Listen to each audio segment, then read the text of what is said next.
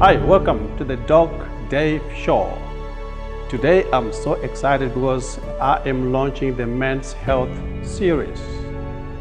Why am I motivated to do this? As a family physician myself, I see men coming with health issues, and most of them they are reluctant to talk about sexual issues. And yet it is a major issue and it's breaking apart families. In particular, what's called the erection dysfunction, which we're going to call ED for short. Why is it important? It is important because men get it, and it doesn't matter what ethnicity you are, wherever you are in the world, you are potentially going to get erectile dysfunction. As we are going to show you some statistics, we're going to tell you some statistics where we've just researched around. Erectile dysfunction is very prevalent, and we need to tackle it head on. So men, are you listening? And women, wives there, are you listening? It's a joint venture. It's not one man's problem. It's our problem together. Erectile dysfunction is breaking families, so we need to tackle it head on. So today with me in the studio to talk about this is Prue Chambers. Prue Chambers has got a bachelor's degree in psychology. She's done a master's degree in counseling and psychotherapy. She is well versed in this area. So today she will help me disseminate this problem. Please welcome Prue Chambers to the show. Thank you, Prue, for coming. Thank you for having I'm me. so pleased to see you. Take a seat, please. Thank you. Right. I'm so pleased to have you here. Right. This topic is a big issue in the men's world, and yet people don't talk about it. They don't. We are talking about erection dysfunction. I mean, there are other sexual disorders in men, which we're going to talk as we go with the series. But today, erectile dysfunction is our main focus today. Right. You have been doing this for years now. What drove you into going into this area? After doing your degree in psychology, and then you moved into psychotherapy, and also, I mean, besides sex therapy, you do other services, I know. But what made you do sex therapy? I think sex is such an important part of life. Yes. And it can be very central to people's well-being and happiness, stress, Yes. and relationships. It's such an important part. Right.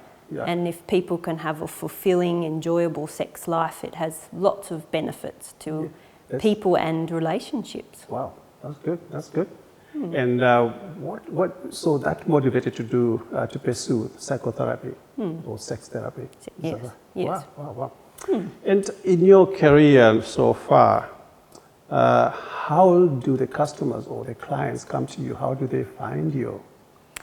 They find me sometimes through GPs, but I'm finding more and more men and women, couples are looking specifically for this service. Yes. And that, so they're specifically looking for sex therapists, so online usually. That's right. Yes. And you tend to find that men contact you more than couples?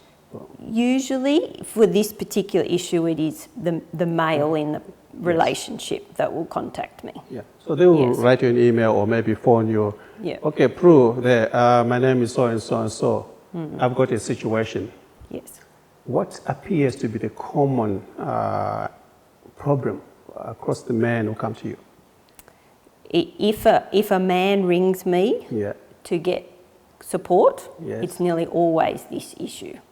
Erectile dysfunction. Yeah, pretty much always. That's right. That's right. And have you noticed any particular age group is more common than the other? No, it's across the ages. I see men from early 20s through to probably 70. Yes. And it's a common issue among. It is a very common. It's becoming more and more common in younger men. Wow. But it is across the ages. Yes, I wonder why it's becoming more common in younger men. Yeah.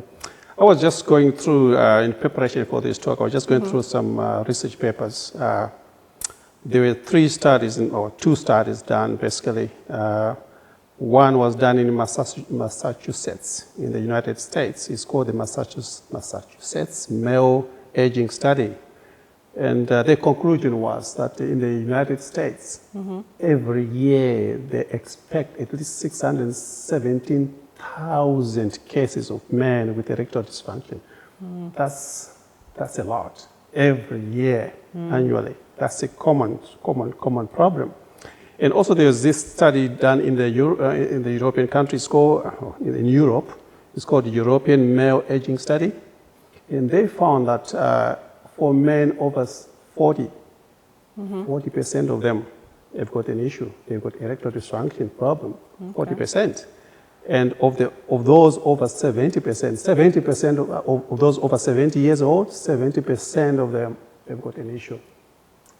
And looking at in Australia, again, I was looking in Australia, 1 in 5 of those over 40, they've got erectile dysfunction problems. Okay. And currently now in Australia, we've got about 1 million men with this issue. So it's a very, very common problem.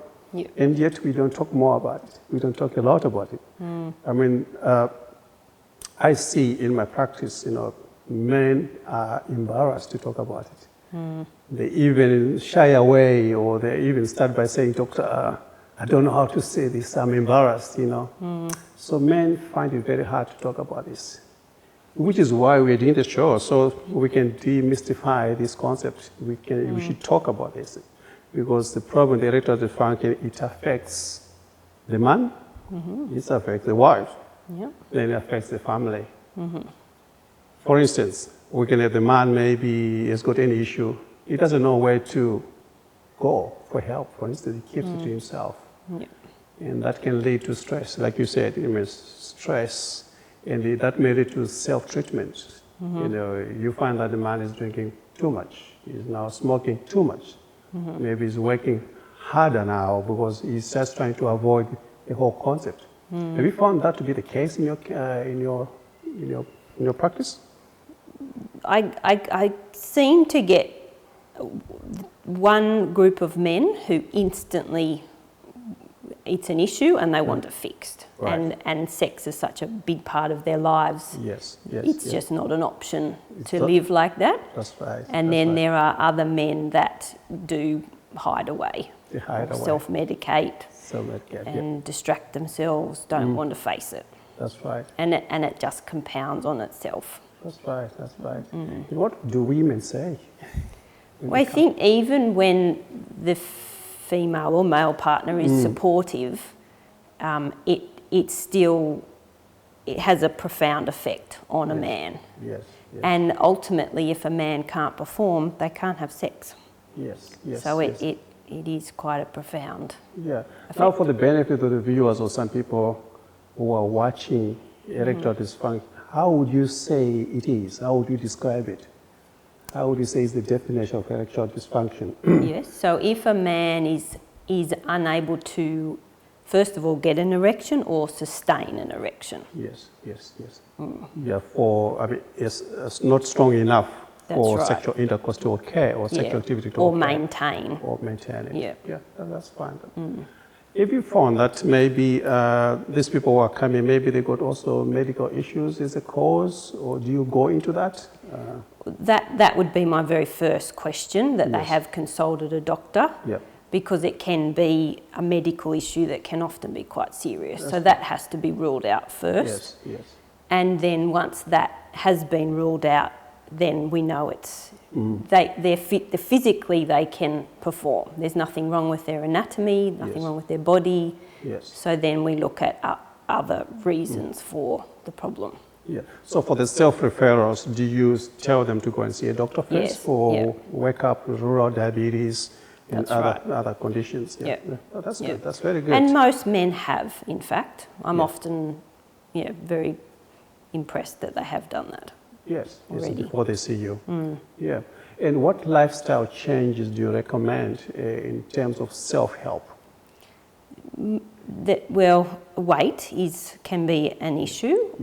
Smoking, as you said, alcohol, other drugs, they can all contribute, definitely. That's right. Yeah. That's right. Yeah. That's very good. Yeah, so I think the first thing is to admit that there's an issue. Yep. So the man has got to admit that there is a problem. So once he admits that there is a problem, the next step maybe will be talking it over That's with, right. with a partner. Yeah. Once there's conversation going on, then the stress goes away. Because then with your partner now, you can tackle the problem together rather than taking it individually. You express to the wife, this is the situation, darling. We've been doing this, for whatever time. Now things are on the downtrend. I need you in this. I think that works a lot in a lot of people. Have you found that there's partnership when the couples come? There can be. They've usually coming to me because they haven't been able to do that. And it's such a emotionally charged issue that it is hard for a couple to talk about that. And even with a really supportive, loving couple, it's hard not to take it personally. Right. So it is, they're usually coming to me because they haven't been able to work it out on their own. Right, okay. Do you find there's also blaming somebody? Maybe the man starts to blame the wife to say, maybe I'm in this situation, maybe it is something to do with you, you're no longer performing well, or your looks maybe have changed. Do you find that kind of blaming somebody on this? That more comes into more desire, libido type situations, scenarios. In this situation, it's often self-blame. Self-blame. The wife will blame herself, the man will blame himself. Yes. So the wife is now saying, He not doesn't doing love this me because anymore. He doesn't love me anymore. He doesn't find me attractive. Yes, which can be very difficult then. Yeah. And then also there might be some situations whereby now the wife maybe suspects maybe the husband Having an is affair. got an affair somewhere. That's right. He's getting satisfied somewhere, which is not the case. Yeah. And things just get worse, and then the relationship gets strained, and does. maybe can lead to separation. Yeah. Which is why it's very important that we demystify this subject. People should be free to talk about it. In particular, when you see a doctor, talk about it freely. I got an issue. Yes, there is an issue. And interestingly, when I was going through these articles or research papers, they're saying it is treatable. Absolutely. It is treatable. And quite easily treatable. That's right. So you're not alone. It can be treated, but the only thing is to open up. We take away that macho feeling away from us and say, okay, this is me. I'm having a situation. And then you tackle together with your partner. Anything else you found challenging when you're helping men? Any challenging issues you found it's very difficult to deal with? No, most men are quite, by the time they get to me, they're quite ready for change. They're ready for change. And I think once they start talking and they've now finally got to a safe place where there's non-judgment, there's not pressure, they do start to feel a lot of relief. Yes. And it's often even just one session of talking about it and them realising they actually don't have a problem. It is quite easily fixed, and it's often quite, it might be more of an anxiety type issue. There's a lot of relief, and that sometimes is even enough to start the change. Yeah, the stress is, we are working hard these days. Now we're working, some people got 2 jobs, and they do night shifts, and they maybe travel a lot, and mining industries, fly in, fly out. Yeah. I mean, you'll be stressed when you come home, and things will not work, or obviously will not work. So yes, you need that distressing environment when you come home. That's right. That's very, very interesting. So I don't know. I find it difficult, maybe at the moment, to refer to a sex therapist. Because I've always thought maybe it's about the actual action, sex itself. And I don't think it's very popular among general practitioners, I think, to refer a patient to say you need sex therapy. So, but having gone through, seeing lots of patients complaining about this, and like you're saying, they're getting younger and younger, you tend to wonder what is happening. you get a wall.